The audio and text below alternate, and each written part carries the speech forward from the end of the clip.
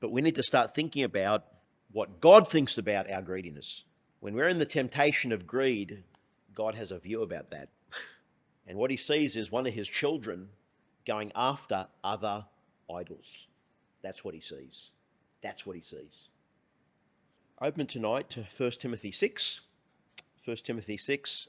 I thought about our message this morning looking at Balaam the prophet, who for a great reward was willing to say what was good for him. And I just thought about what the New Testament says about Balaam and what we can learn from that. We're going to be learning from him the next few Sundays.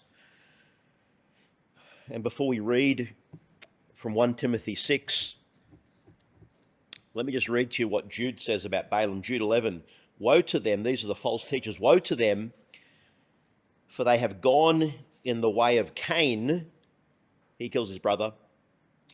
They have run greedily in the error of Balaam for profit, second example. And thirdly, and they perished in the rebellion of Korah. So you've got three Old Testament stories in one verse. Cain kills his brother, Balaam the prophet for hire, and the rebels of Korah who felt that Moses had too much authority. Now, on the face of it, doesn't seem to be any connection between these three incidents. But in each Old Testament incident, you have people or individuals doing their own thing, going against God's order. Cain slays his brother because God accepted his sacrifice, not his own. Cain is going to offer to God the way he wants to. Balaam is willing to, for a price, to prophesy. And we'll see how all this ends for the children of Israel.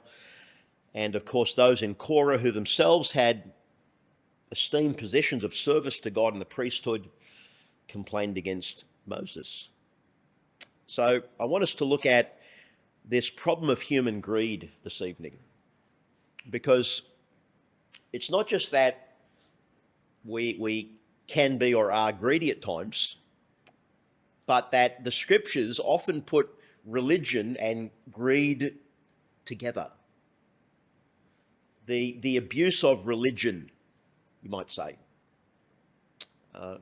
God never meant it to be a barrier of money for people to come to him, right? He wants the rich and poor to come to him. That's what he wants. It shouldn't be, someone's financial position shouldn't be a barrier to them. Does that follow? Even the poor in the Old Testament could bring their pigeons to the Lord to sacrifice. They could bring their pigeons. They couldn't afford a lamb. And so God is indignant when men and women profit from religion and cause others to stray because they put a price tag on knowing God somehow. Well, I better read from 1 Timothy 6, otherwise I'll keep preaching the sermon. Better get there before I forget about it. 1 Timothy 6, verse 3. So Paul says, if anyone teaches otherwise, contrary to what he'd been teaching, and does not consent to wholesome words, healthy words, that's the word there, healthy words. So what are these healthy words? Even the words of our Lord Jesus Christ. You find these in the Gospels. And the apostles were given a great memory from the Holy Spirit to preach what Jesus had taught in their ministry, and to the doctrine which accords with godliness. So when the apostles preached, it would always produce a true godliness. Wouldn't produce carnality, wouldn't produce immorality.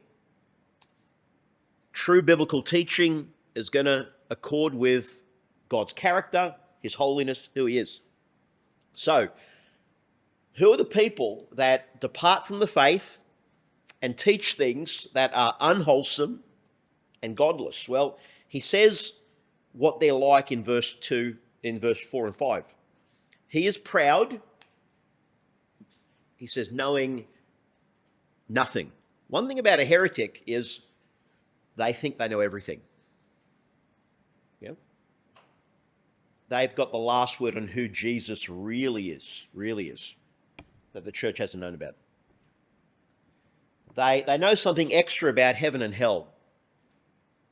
Hell isn't really forever. They know a little bit more about the Bible. There's really another gospel out there somewhere, and I've found it, or I've written it. A heretic thinks he or she knows everything. Paul says they know nothing, but is obsessed with disputes and arguments over words, from which come, here's what happens when people get obsessed with side issues: envy, strife, reviling, evil, suspicions. Can destroy churches and denominations. Paul says in verse 5, useless wranglings of men of corrupt minds and destitute of the truth, who suppose that godliness is a means of gain. It's their ticket to whether it's employment or wealth, whatever it is. They see the dollar signs, because even lost people are willing to invest in religion. They're willing to invest in religion. People are prepared to pay to find out the way to God, or better still, to try and pay off God, even better. If someone can give a good donation to this church, this ministry, this person, this orphanage, this whatever else, right? And they can somehow find favour with God, that can just erase whatever their past was and secure their future, it's a good price to pay if eternity's at stake, right? If you can give yourself a donation to a false prophet and you can live with God forever, then that's a good deal. That's a good deal. Whatever you got, you'll do it. Paul says, withdraw from those kind of people. But Paul says, okay, so here's the truth. Now, godliness with contentment is great gain. Here's the true wealth. For we brought nothing into this world, and it is certain we can carry nothing out. So those Egyptians who built those pyramids weren't aware of this truth. They didn't think that was so. And having food and clothing, with these we shall be content. Well, that's how we should be thinking about things. But, Paul says in his own, but those who desire to be rich fall into temptation and a snare. It's not even being rich, it is the desire, the lust to be. It's not the destination. It is that overwhelming desire to climb over everyone and get it quickly. And into many foolish and harmful lusts which drown men in destruction and perdition. Now, verse 10 is a very well-known verse. For the love of money is a root. It's a root of all kinds of evil. The context of this verse are those who have profited out of false religion. But he says the love of money is the root of all kinds of evil, for which some have strayed from where? From the faith. In their greediness. And what's the result? Is it happiness and joy and beaches and hotels? No. And pierce themselves through with many sorrows. Sounds like they're getting tortured. The end result. But you, O man of God, flee these things and pursue righteousness, godliness, faith, love, patience, and gentleness. So Timothy warns us about false teachers, that some would have a desire to make a profit out of their false teaching, and then he brings it back and says, but I want to warn all of you, you're not immune from this. You're not immune from this. Some have strayed from the faith in their greediness. I remember hearing about a fellow who, this is many, many years ago, Christian fellow, and he drove some amazing cars. Let's just put it that way. Drove some amazing cars. And he had his kids in these little Christian school in the days when the Christian schools weren't well funded by the government, and unless the parents paid the fees, the teachers didn't get paid. These teachers were not on award wages. They were on missionary wages. Yeah, missionary wages. And so here this guy's driving to church in these luxury cars, and he's not paying his school fees for his kids. That's a bit hard to take, I think. A bit hard to take. That on one hand you can be so extravagant and let the poor school teachers, wonder where their paycheck's coming from. Some have strayed from the faith. It says it's greed. Now, greed is really a subset of covetousness. There's that last commandment. And, there's this warning of don't covet, whether it's your neighbour's wife, it's his possessions and all those sort of things. All right, but when we talk about greed, we tend to associate that with money. Now, it can be anything, but it's often money because you can use money for everything else. Well, most things. So for some it is more money so they can spend, or more money so they can look at their bank account all the time, see those figures. And when they look at those figures on their bank statement, man, it feels good.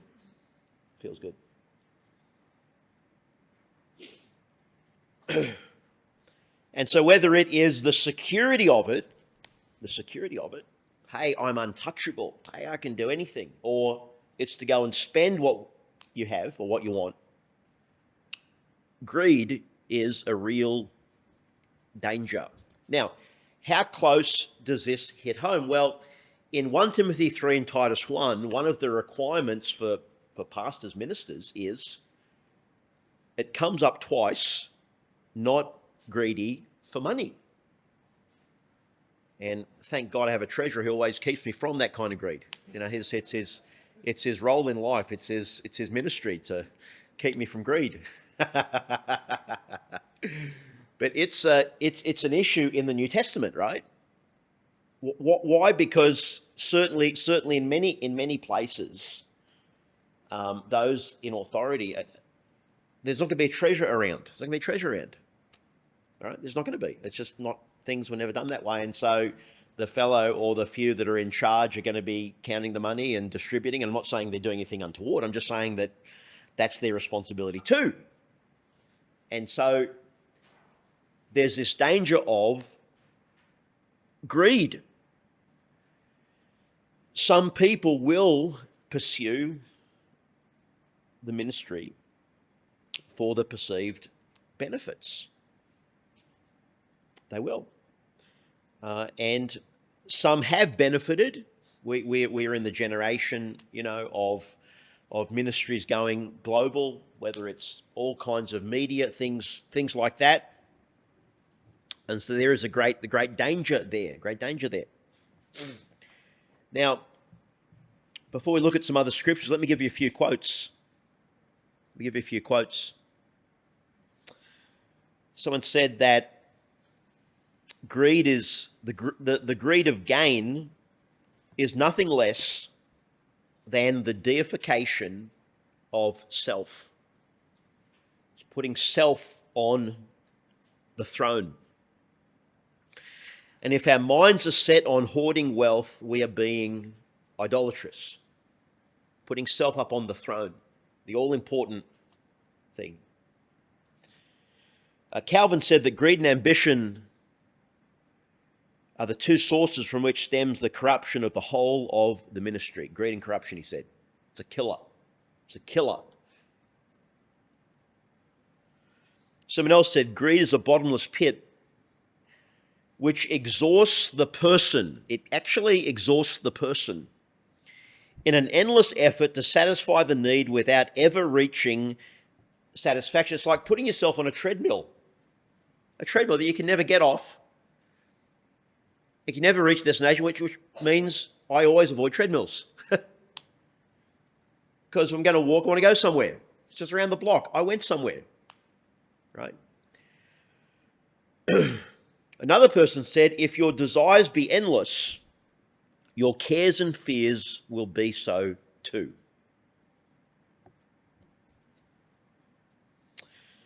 Or how about this? Riches have made more covetous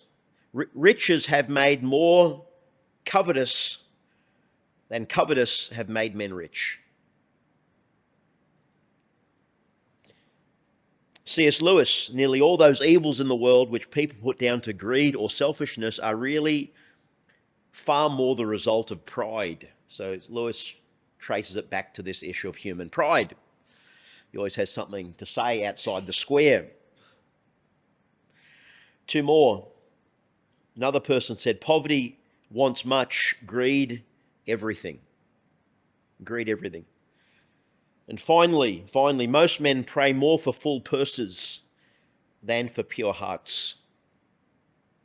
We tend to pray more for our needs than our own growth and godliness. It's true. It's true. So what are the dangers of greed? What are the dangers?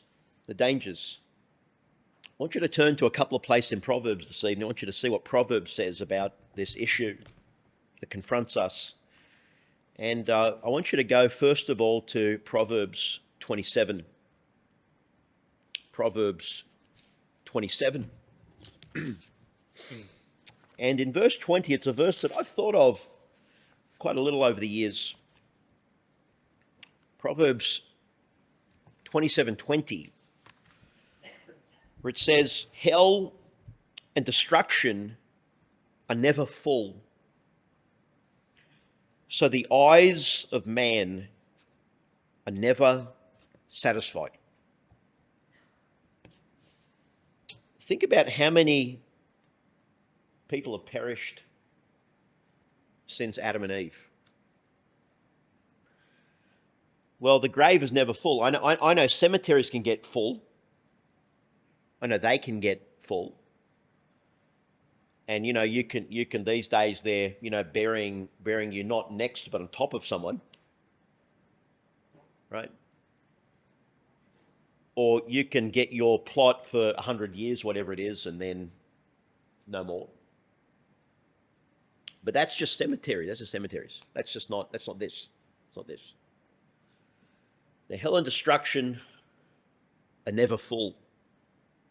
And in the same way, the eyes of natural man can never really be satisfied. When our lusts and desires go unchecked, we're experiencing that little bit of the reality of death, the endlessness of death and separation from God. If you and I get caught up in problems of greed, we are going to be endlessly unsatisfied. Even if you get more. Even if you get more. So even if this week you were to experience some good fortune, that won't satisfy, or if it does, it won't be for long. It won't be for long. That's just how things are. God is never going to let sinners be fully satisfied in their sin. Doesn't work that way. Hell and destruction, never full, never empty. There's always room for one more. There's always room. So the eyes of man are never satisfied. Let's go over the chapter to Proverbs 28. Proverbs 28. Look at verse 22. A man with an evil eye. Now, it's his heart that's the problem. It's not his eye, but the heart is the issue. He's got that sort of, it's like everywhere he kind of looks, he wants. It's a good description. Hastens after riches. All right? And does not consider that poverty will come upon him. A hastening after riches. You know, it was before the global financial crisis. We were living up in Cairns. And we had friends in our church. We met with them one night, and they were part of this investment scheme. And they're with a company called Storm Financial, as it was very appropriate to, it was about to come upon the world, Storm Financial. And this was the scheme. This was a scheme. You give Storm 50,000, they lend you 50, and you get interest on 100. What a brilliant scheme. What a brilliant scheme. If it works. Well, the thing is, I didn't have a spare 50 on me, so we declined the offer. We declined it. When I do have a spare 50, I'll consider it. But sure enough, within a year or two, Storm Finance, this company in Townsville, went belly up. It was kind of like a Ponzi scheme, really. Lending, lending funds from somewhere else. It got it from somewhere else. Getting inflated interest. All gone. And our friends lost some money in that. Hate to think what they lost. Set their plans back many years. It's to get there quickly. If it's too good to be true, it's too good to be true. Just too good to be true. A man with an evil eye hastens after riches. That's their motivation. But the proverb also says, and does not consider that poverty will come upon him. Not it might come, but it will come. It will come. Even if you die a wealthy person and lose your own soul, you've come to poverty. That's the true poverty. And actually, when people, particularly when Christians can get their fingers burned in these areas, it's often a divine mercy, because if you had become really prosperous and everything else, you could have really harmed yourself spiritually. Not needed God anymore, not need to pray anymore because you're doing so well. But if you turn back a few pages to Proverbs 15, here's another dimension to this. It's quite troubling. Verse 27, he who is greedy for gain troubles his own house.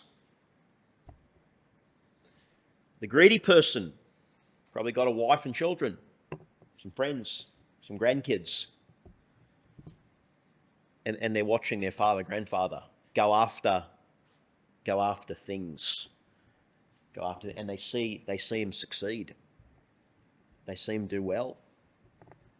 Let's follow after his example. Let's do what grandpa did. Let's do what dad did.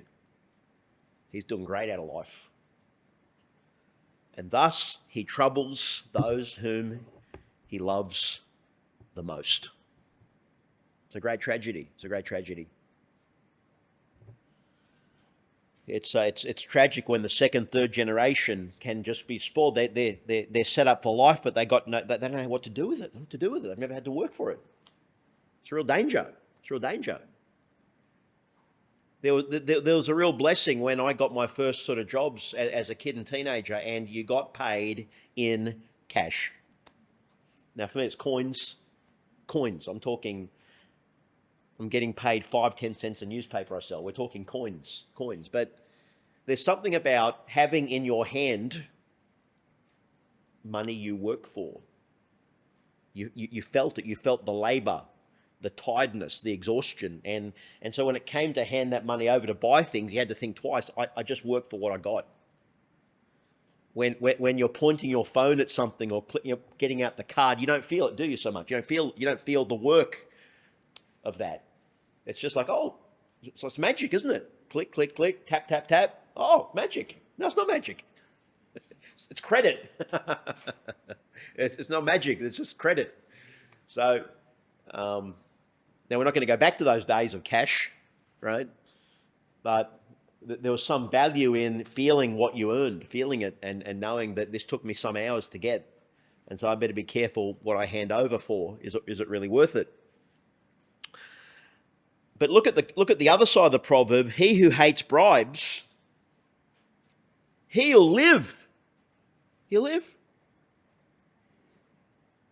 Bribery in the ancient world, even today in many countries, it's utterly rampant. It's just another layer of taxation for countries. You know, it's another 10%, 20% to do business. It's very hard for Christians in those environments. Some just have to leave. Some got to go. They got to go. We don't want to live in a corrupt society where we compromise ourselves, or do we just go and make a better life somewhere else? He who hates bribes will live. Now, they're not going to probably do as well, and their wealth is going to be accumulated more slowly than the greedy, but they're going to live. They're going to please God. He's going to shine his favour upon them. Now, finally tonight, what are some solutions to this problem? What are some solutions to greed? I think you'd agree from these verses that a greedy person has lost perspective. They're looking at life differently to how God sees it. In light of eternity, in light of our stewardship as believers, a greedy person is not seeing life the way it really is. Our life is more than dollars and cents. It's more than that. It's more than that. You know? Yeah, you can have a great afternoon out on your wonderful yacht, and if you got one, thank the Lord, that's awesome. But you can have a great afternoon outside flying a kite. Perfect day for a kite flying. True? You can do that for a few dollars. A few dollars. So you can have happiness many different ways without often the price tag. The price tag. Okay? To be a Christian is to live out and enjoy the life God has given us. Ecclesiastes has some great promises about just enjoying your labour. Enjoy the wife of your youth. Enjoy your labour. Enjoy it. It's all vain. It's going to disappear soon. Enjoy it while you can enjoy it. Right? But don't let those things own you. Own you. Yeah. Solomon must have felt one big fool. He must have felt one big fool. When you think about all the riches he accumulated, the women he accumulated, steals his heart. It says he goes after other gods. Don't tell me a Christian and a believer cannot really, really seriously stray. They can. He knew his foolishness. He knew it. And he warns us about these things. So what are some solutions? Well, we find them again in Proverbs. We find the solutions in Proverbs. Okay? Let's go to Proverbs 13:7. 13:7. Okay? Look at Proverbs 13:7. There is one who makes himself rich, yet has nothing, and one who makes himself poor, yet has great riches. It's a paradox. Jesus says, if you lose your life, you save it. You save it. Yeah? Right? So this verse tells us that looks can be very deceiving. It's possible to drive past someone who lives in a wonderful home. I'm not casting aspersions on them whatsoever. Good on them. Good on them. Nicest home, best car, best this, best that, but it might be before God they got nothing. They got nothing. Might also be that you drive past someone that has not very nice home and car that drives by the very grace of God. And there are believers there. There are believers there, you know. And God says they got everything. They're off to heaven. They're going to heaven. Their needs are met. They're loved by God. So appearances can be very deceiving. Got to realise that. Got to realise that. And so you can be without some things, but actually have everything. Don't let greed destroy that. Don't let greed destroy your peace. And then one more verse in Proverbs. Go to Proverbs 23, verse 17. Verse 17. It says, "Do not let your heart envy sinners, but be zealous for the fear of the Lord all the day." Now, when we catch ourselves in greed, we're obviously not fearing God. It's a given. But we need to start thinking about what God thinks about our greediness. When we're in the temptation of greed, God has a view about that. He's got a view about that. And what he sees is one of his children going after other idols. That's what he sees. That's what he sees. Be in the fear of the Lord all the day. Live in such a way that we live before God. We live before him in his reality, in his awesomeness. He's our Father. He's our judge. We answer to him. We answer to him. No question. Don't envy sinners. Scripture says that hell and destruction are never full, so the eyes of man are never satisfied. Those people that you're envying, they're not satisfied. They're not satisfied. They're not happy either. You're envying people that aren't happy, that aren't content. Well, that's pretty stupid. That doesn't make any sense. Rather be in the fear of the Lord. Now remember when we looked at Proverbs 13:7, there's one who makes himself rich yet has nothing, and there's one who makes himself poor yet has great riches. Now think about Jesus Christ. 2 Corinthians 8:9. You know the grace of the Lord Jesus Christ, though he was rich, yet for your sakes he became poor. He really was rich. He really was. He had heaven's glory and adoration. The cattle on 1,000 hills. He really was rich, yet for our sakes he became poor, and he really did become poor. He really did. I mean, we saw this recently in Luke's gospel. It is women keeping him and his disciples on the road. They're relying upon offerings. It says the foxes have holes, the birds they have nests, but the Son of Man has not where to lay his head. He really is doing without. He really is. That you, through his poverty, might be rich. Salvation is God changing our status before him. Poor in sin, in spiritual poverty, made the righteousness of Christ. The righteousness of Christ. I remember a quote I came across many years ago that God's grace changes the price tags. The price tags. We should look at things of this world through the lens of God's grace. So we're going to be looking at Balaam next few weeks, see where his greed took him, and it'll take us to the same dark places if we're not careful. If we're not careful. May God give us a fear for him all the day.